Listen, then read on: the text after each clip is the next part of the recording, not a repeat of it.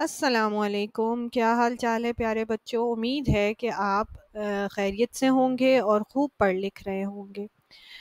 جی ہاں، یہ ہے جماعت دوم۔ آج ہے 19 اگست 2025 اور آج ہے دن منگل کا، ہمارا دوسرا آن لائن کا سبق ہے۔ اور آج کا موضوع کیا ہے، یعنی کہ آج ہم نے پڑھنا کیا ہے؟ آج ہم نے پڑھنا ہے اسم اور فعل کے بارے میں۔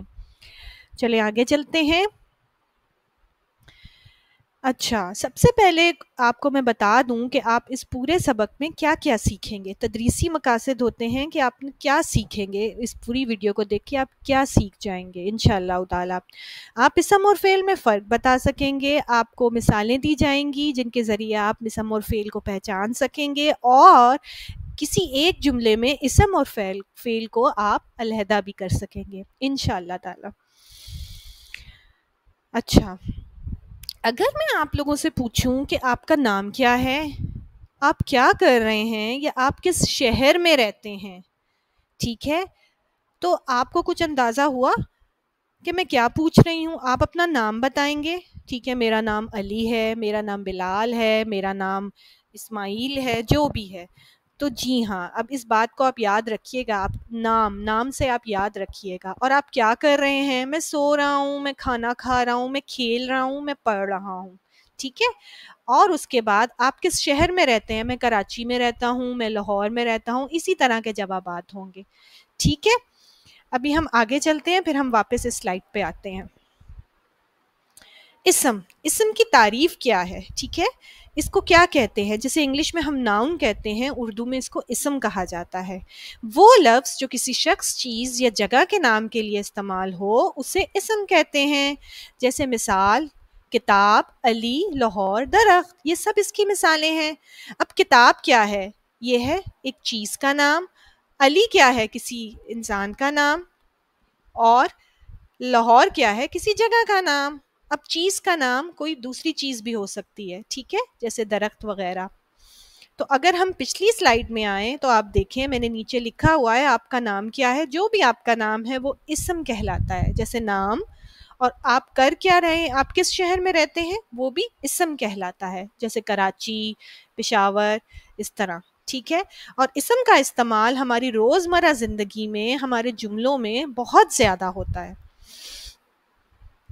اب یہ دیکھیے، کسی انسان کا نام بھی ہو سکتا ہے اسم، ٹھیک ہے، جیسے ڈاکٹر، جیسے معلمہ، جیسے کہ نرس، جیسے کہ بچہ، جانور، پرندے، سب، ٹھیک ہے۔ اس میں صرف انسانوں کے ہی نہیں آئیں گے نام، ٹھیک ہے، اس میں ہر چیز کے نام آئیں گے۔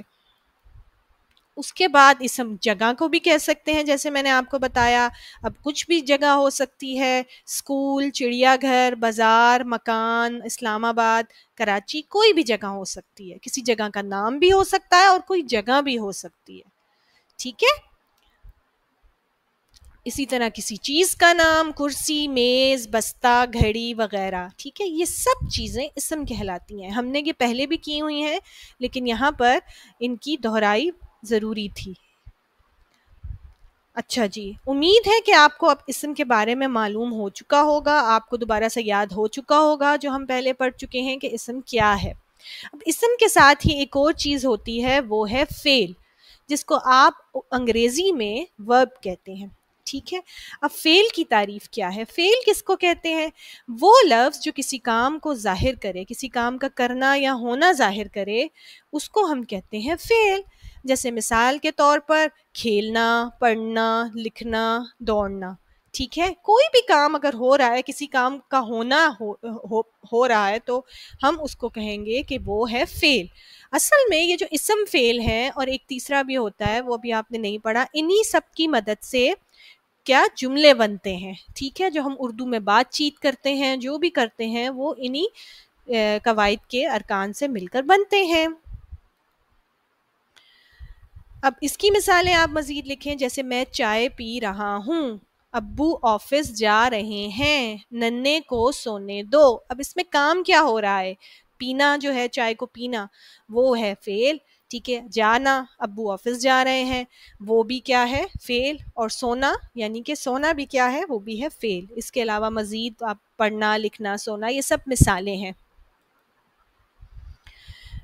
امید ہے کہ آپ کو اس چیز کی سمجھ آ گئی ہوگی. آپ نے زیادہ میں نے تفصیل سے بہت زیادہ نہیں بتایا کیونکہ یہ چیزیں جو ہیں تاکہ آپ کے لیے بالکل آپ کے سامنے صاف طریقے سے آپ کو سمجھ آ جائے.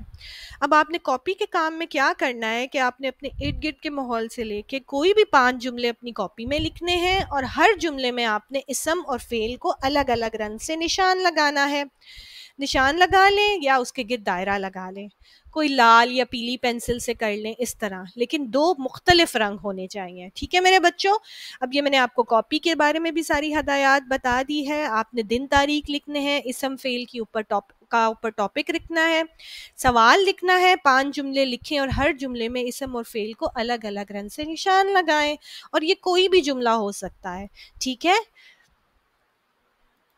امید ہے کہ آپ کو سمجھ آ گیا ہوگا اور کام آسان بھی ہوگا. میں نے تھوڑا دیا ہے تاکہ آپ بچے آسانی سے کر سکیں, اور اپنا بہت خیال رکھیے گا. اللہ حافظ. شکریہ.